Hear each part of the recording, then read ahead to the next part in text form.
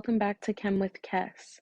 We are still doing the addition reactions of alkenes, and currently we are doing hydrohalogenation.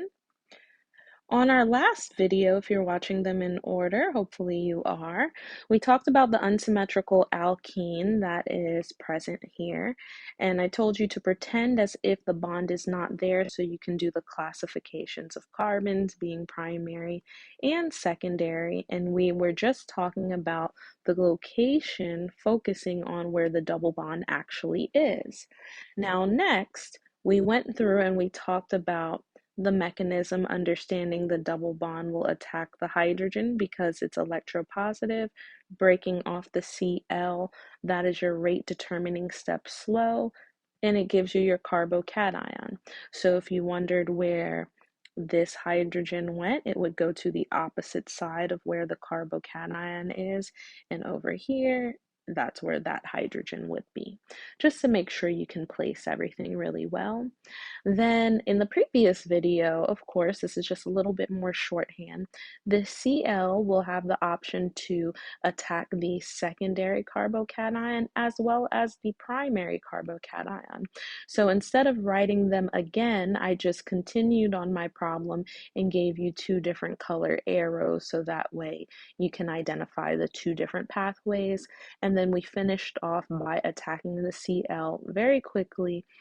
That's why it says fast right there, to give us our secondary structure and our primary structure.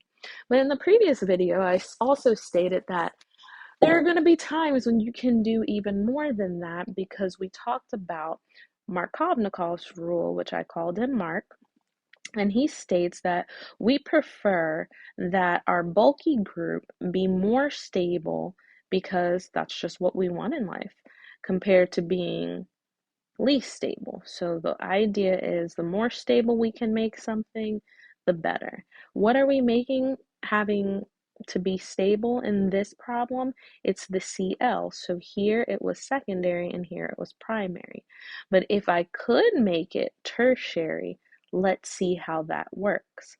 The way that we would determine that is by looking at our original double bond, doing as I stated by pretending it's not there and classifying the carbons. If you notice that moving over one more carbon that's adjacent to where the double bond was, if you decide to classify this carbon, you would now tell me, Kessie, this one is tertiary. Because it's tertiary, and that carbon currently has all four bonds, the hydrogen that was unseen, there is a possibility to shift my carbocation intermediate and make it tertiary, so that way we can get a more stable answer than the two that we have here. So in order to do that, you would look to see wherever your tertiary hydrogen is, which again, you'll find this hydrogen right next to where the double bond is. So you're not going to go all the way over to additional carbons. You only move right next door to it. So for this one, if you have a hydrogen present, this is what we call the 1,2 hydride shift. A 1,2 hydride shift, 1,2 means next to each other, which makes sense because I said if we look at where the double bond used to be, we're looking only next door, just one next door, because the idea is we're going to create a hop or a shift with one of these intermediates that are above. So I tell students, depending on where your hydrogen is, the more stable side, you want to pick the more stable carbocation that's right next door to where that hydrogen would be, to make the shift a lot easier. So that means I know that I want to use my secondary carbocation, so I'm going to bring that down over here. I'll leave that hydrogen there for those who need to see it. So now we're going to do our 1,2 hydride shift. Oops, why did I put the Cl on there first? There we go. Ignore that, ignore that. So we're using our carbocation intermediate being that, so that's our secondary carbocation. We understand that there's a hydrogen here, and the problem is carbon has all 4 bonds. Now, how can I put a Cl in that position? Because currently my hydrogen is there.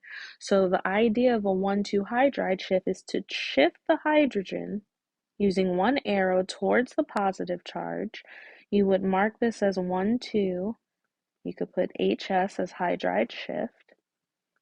And now you are going to elaborately show that that hydrogen just got moved to the position of where the positive charge was, and now that positive charge is going to move to the tertiary position. So it's almost like they did a quick flip-flop.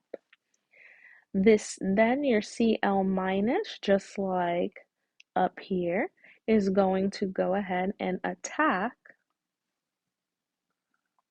the positive charge very quickly in order to provide us our final answer, which again, do you have to draw these hydrogens in? You do not. It helps, especially when the instructor is grading your paper. Why not just notate everything to show them that you understand? So this is your true major product because it resulted in a more stable carbocation. So these two up here would be considered your minor product. So please be sure you review this, and this is the best way to do a hydride shift. And for methyl shifts and ring expansions, we'll talk about how those work as well. But really just making sure you understand the process and how to go about looking to know whether or not you'll have a hydride, methyl shift, or a ring expansion, because I guarantee you a teacher may not be as kind to put in their directions like, hey, I just wanted to let you know you're doing a hydride shift. That's normally not how it works. So guys, really make sure you review this section as well as the ones to come.